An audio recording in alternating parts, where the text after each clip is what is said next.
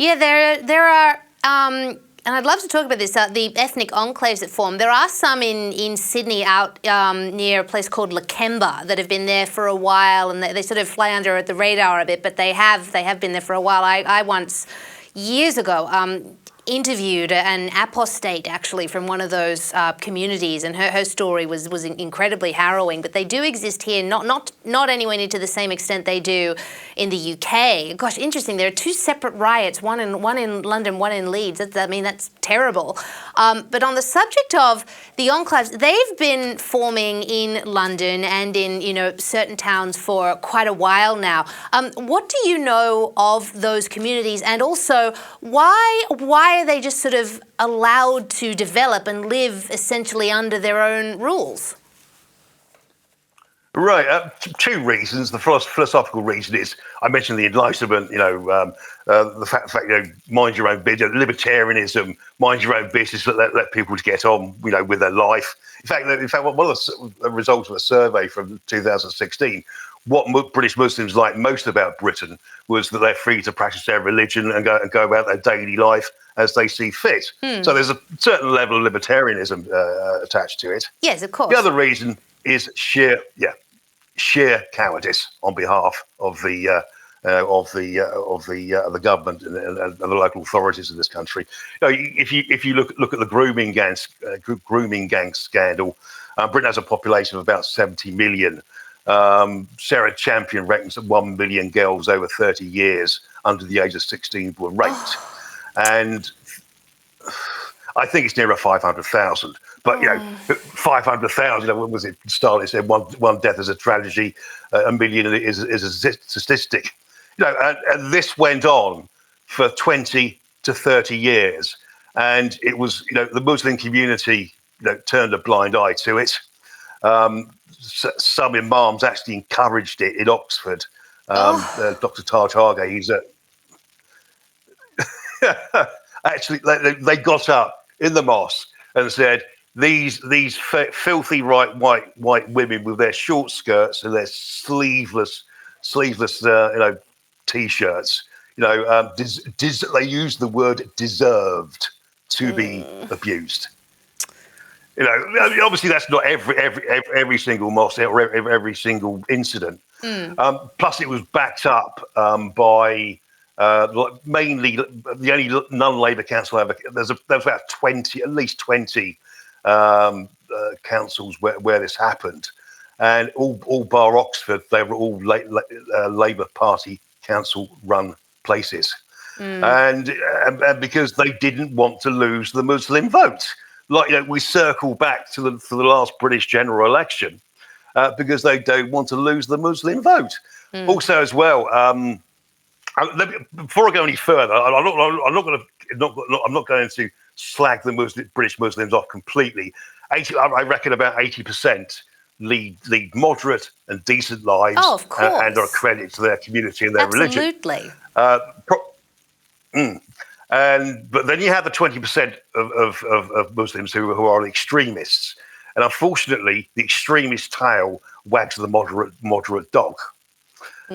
Whereby if you wanted to set up a moderate Muslim pressure group or something like that, you would be intimidated. You possibly could get death threats, and the boys might come round and pay you a visit in your home. It's this mob rule mentality that these people have, and this is the reason the politicians in this country won't address it. Because I know if they do stand up, like what happened in Hare Hills in Leeds last night, the minute the police stand up to them, there will be riots, and no Home Secretary wants that on their CV.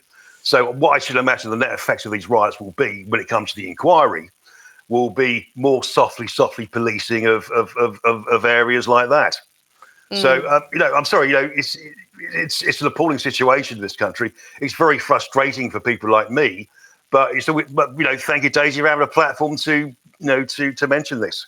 Oh no, it's an important discussion to have, and it's it's good you bring up moderate Muslims, because I always think it must actually be very hard for moderate Muslims dealing with that extremist Yeah. element in their midst, because they don't like it, Yeah. and they don't condone it. But there is arguably a physical threat that they might face if they speak out against these extremist elements, because that's sort Sure. of the nature of extreme Islam, isn't it? I mean, in some places, the Yeah, penalty sure. for apostasy, leaving the religion, is death. Like, there's a real, they're Sure. virulently against, turning away from the group. So, how if you're a moderate Muslim, do you manage that? Is there a way to manage it? It just seems to me a very difficult situation.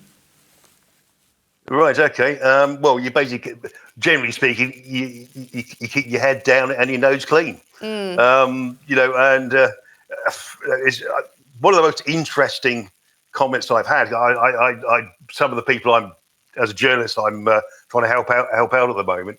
One's a Saudi Arabian lady who's looking for asylum in this country, and I said to her, if I wrote to the Crown Prince of Saudi Arabia complaining about the potholes in the street, what would happen?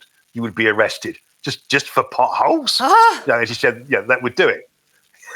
That you had the temerity to criticise the Crown Prince. Unbelievable. And there's a couple of other Pakistani heritage and Muslim ladies one was from Afghanistan as well, who I'm sort of helping and trying to champion at the moment. And, they live in mortal danger of, mortal's probably a bit strong word, but they have this cloud of violence and intimidation hanging over their head. And it's very interesting. All of them said the only people that have got the balls to support them is the so-called right or far right. They're the only people who show them any interest and any sympathy and empathy to their situation. The left are a bunch of cowards. The left are a bunch of virtue signaling cowards. Who don't know. I made this sarcastic comment yesterday. To the left, being xenophobic and right is worse than the rape of a 13-year-old child. I'm sorry, that's a bit of extreme thing to say. No, but it's true, though.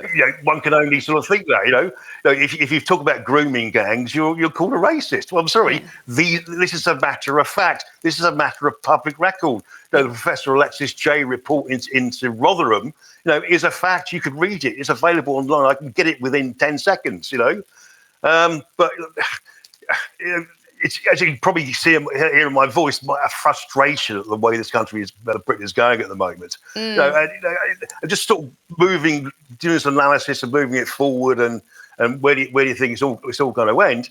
I think there will be a time when the majority of people in this country will snap, and and we're going to see civil unrest.